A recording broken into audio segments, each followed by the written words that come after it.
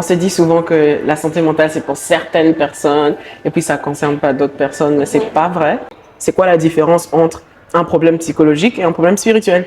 Non, est-ce que Dieu guérit en un coup avec une prière? On appelle ça un miracle. Tu te sens loin de Dieu. Tu vas te sentir triste et ça peut te plonger dans une dépression. Une situation de possession, c'est pas des démons, tout ça là. Dieu me dit d'arrêter d'aller au cours parce qu'il y a les démons là-bas. Quand même une ligne claire, je pense, entre ce qui est spirituel et ce qui est mental. Et aussi quand les deux se rencontrent. Hey, yeah, yeah.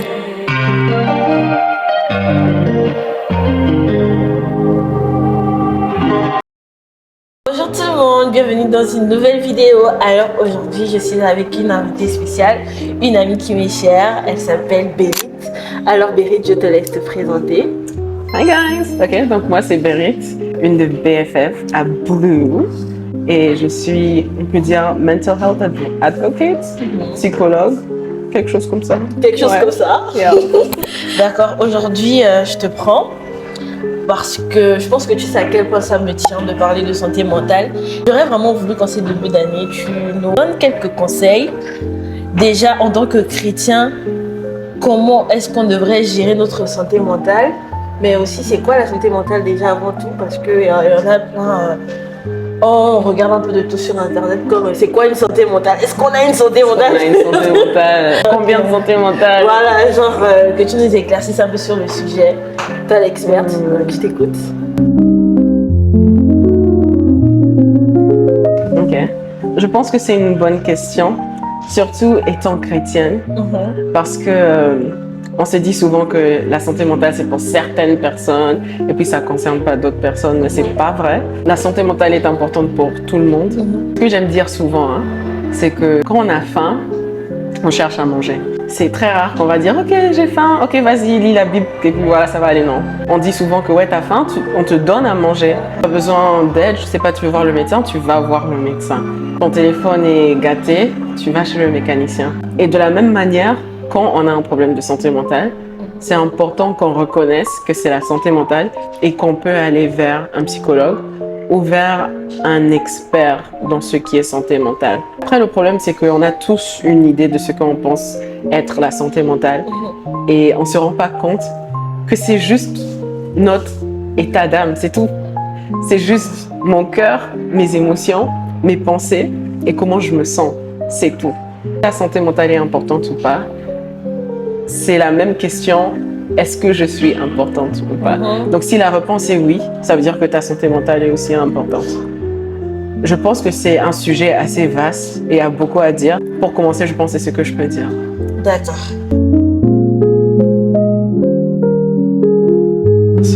Déjà, en matière de droit, je sais que je suis quelqu'un qui est un peu controverse quand elle parle.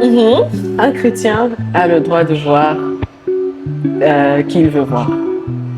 La question est beaucoup plus, qu'est-ce que ça va apporter à un chrétien de voir un psychologue? Quel genre de psychologue peut travailler avec un chrétien? Un chrétien.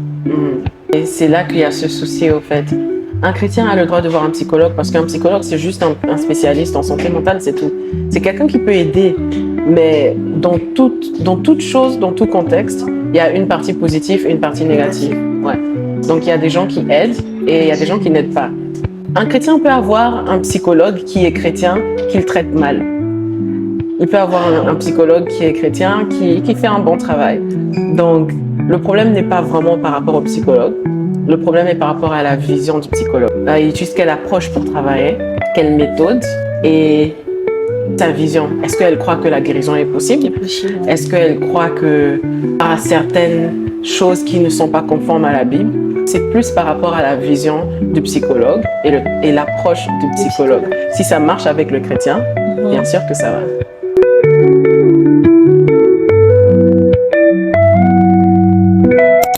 Ouh! Wow! Question intéressante. Je dirais que quand il s'agit de la santé mentale, je pense qu'on doit admettre qu'il y a la partie où on est en bonne santé. Ça veut dire que ma santé est OK ma santé mentale est aussi OK, mais il y a aussi une partie où ma santé n'est pas OK, qui veut dire que je suis malade. Maintenant, la philosophie du chrétien dépend sur le point de voir le médecin. Il y a des chrétiens qui croient que quand tu es malade, tu as juste à prier et puis tout ira bien. Et il y a d'autres qui croient que non, tu peux prendre des médicaments et les choses vont aller. Donc, c'est deux catégories. Première partie, c'est juste pour voir un psychologue, il faut que j'admette que j'ai un problème de santé mentale. Donc, il faut que j'admette que j'ai une maladie mentale. Donc, d'abord, l'existence de cette maladie, est-ce qu'elle est vraie en tant que chrétienne? Et après ça, on peut voir, OK, c'est quoi la différence entre un problème psychologique et un problème spirituel?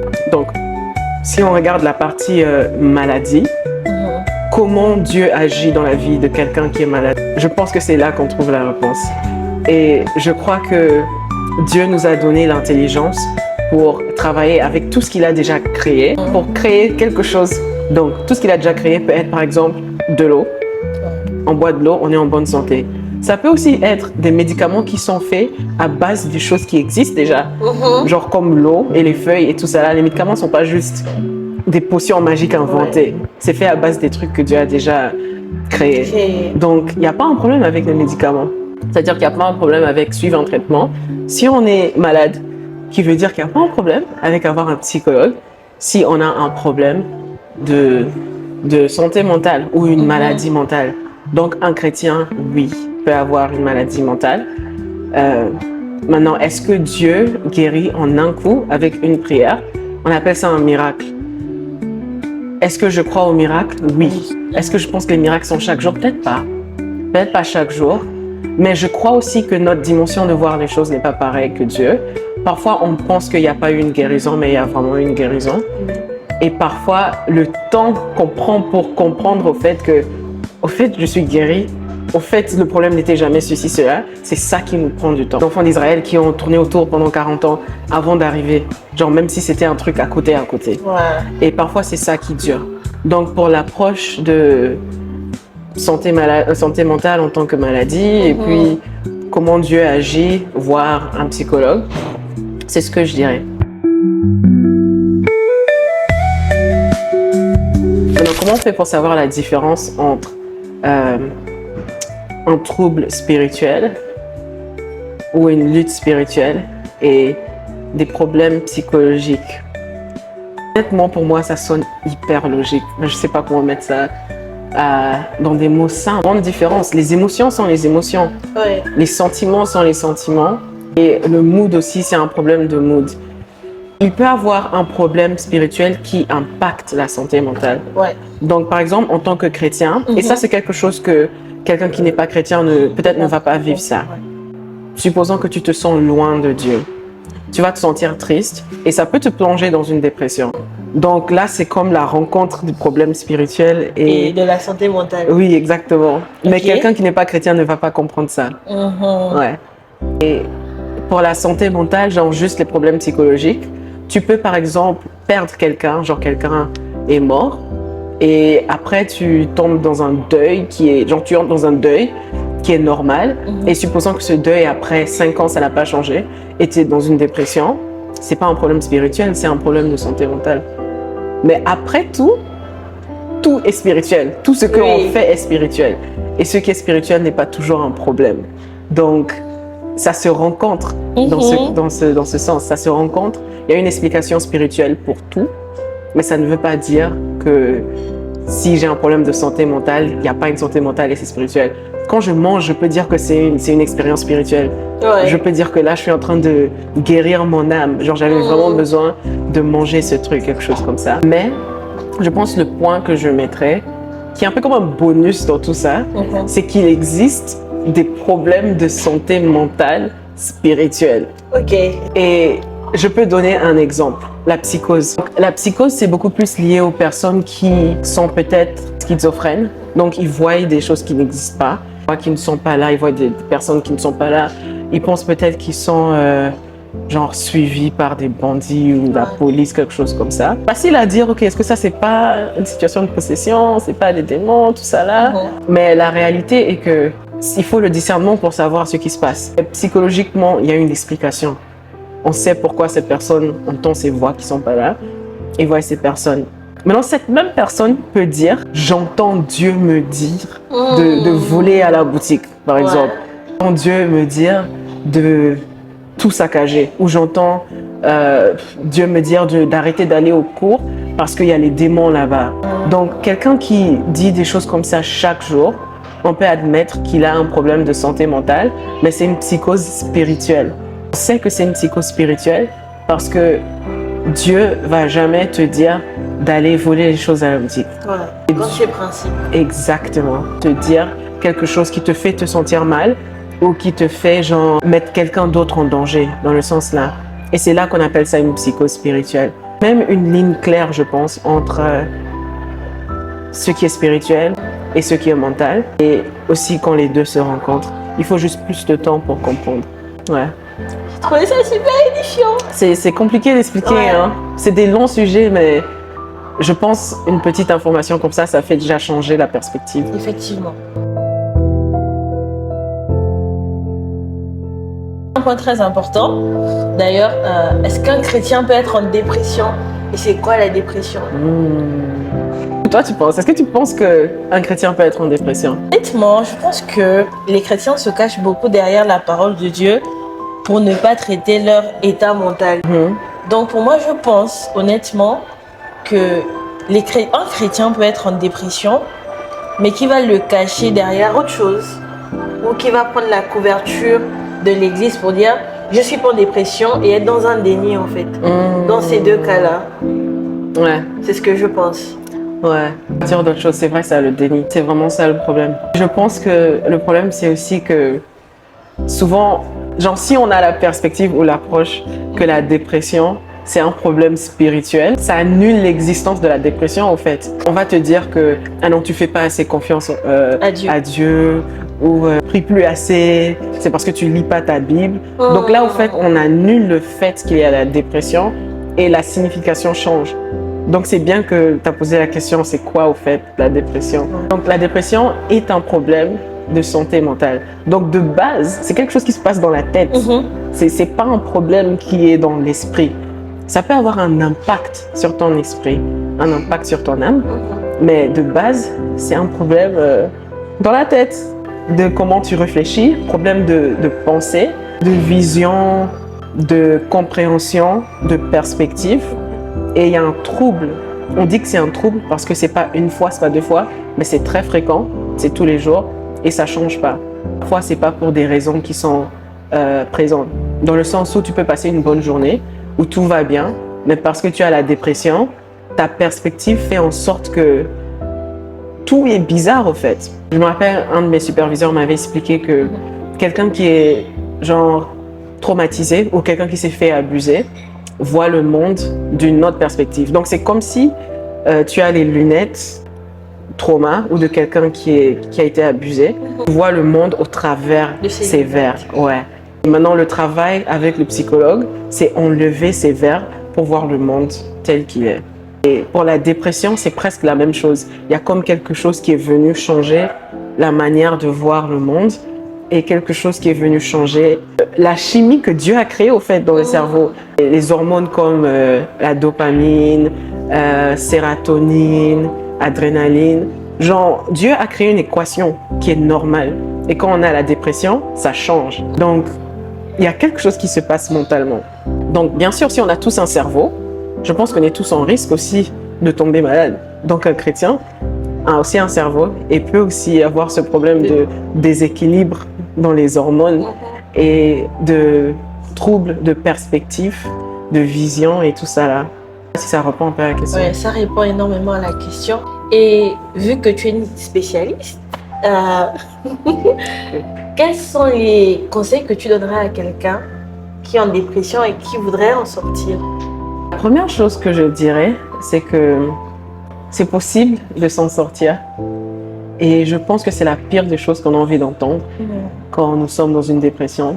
Parce que il y a le manque d'espoir en fait. Une partie de la dépression, je dirais, c'est le désespoir et le manque d'espoir, le sentiment que rien ne va bien aller au fait. Et c'est important que nous, les personnes qui sommes de l'autre côté, Et pas nécessairement moi comme spécialiste, mais moi comme la personne qui n'est pas dans la pensée de cette personne qui est dépressive. C'est dire que, regarde, nous sommes de l'autre côté et nous voyons la lumière. Et nous croyons que tu vas aussi arriver à la lumière. Et voilà, de ne pas abandonner parce que les choses peuvent changer. Et sois juste vrai, sois toi. Sois vrai, sois toi. Et tu verras que les choses vont changer juste en faisant ces deux choses. Être toi-même parce que tu t'acceptes et tu te vois et t'identifies où tu te trouves. Et tu te sens complète, tu te sens à l'aise, tu ne sens pas comme si tu as besoin d'être quelqu'un d'autre. Et avec ça, les choses changent. Merci. C'est simple, hein? Ouais. C'est simple. C'est vraiment simple.